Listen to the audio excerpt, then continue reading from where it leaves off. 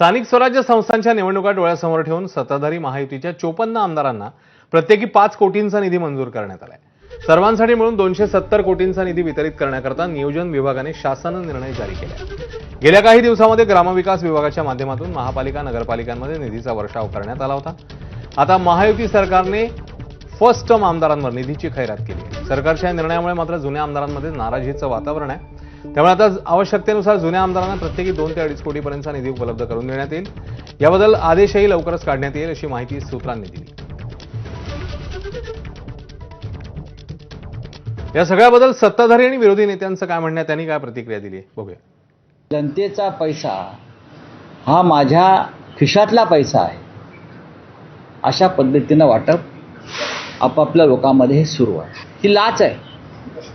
5 कोटी रुपये ही लाच आहे। मी त्याला विकास निधी वगैरे म्हणत नाही। आपापल्या आमदारांना दिलेले 5 कोटी ही एक प्रकारे लाच आहे।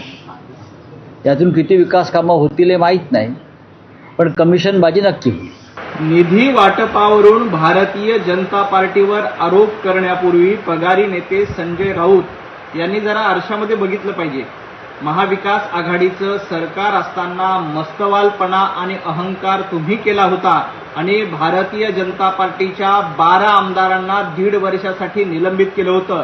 तेव्हा तुम्ही लोकशाहीची हत्या केली होती। मला वाटतं सरकार स्थापन करताना मुख्यमंत्री, उपमुख्यमंत्री, मंत्री शपथ घेतात की आम्ही कुठलाही दुजाभाव करणार नाही। त्या शपथेला हरताळ बसण्याचं काम आता केलेलं आहे की ज्या विधानसभा मतदारसंघात आमचा आमदार नाही तिथं निधी द्यायचा नाही।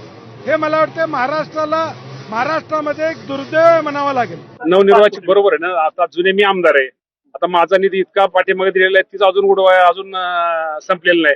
तर नवीन आमदार साहजिक आहे, नवीन आमदारांना थोडं तरी मिळालं पाहिजे। तर नवीन आमदारांचा हक्क आहे, ते पण आमचे सहकारी त्यांना नवीन आहेत। आता मागच्या आम्ही इतके गेल्या वर्षी मंजूर करून ठेवलेत, आम्ही 5 वर्ष रोज उद्घाटन केली तरी ते अजून हे दिवस कमी पडतील आम्हाला। इतकी कामं आम्ही मंजूर करून ठेवलेली आहेत। तर पहिल्यांदाच आमदारपदी निवड झालेल्या आमदारांच्या संख्येवर एकदा नजर टाकूया।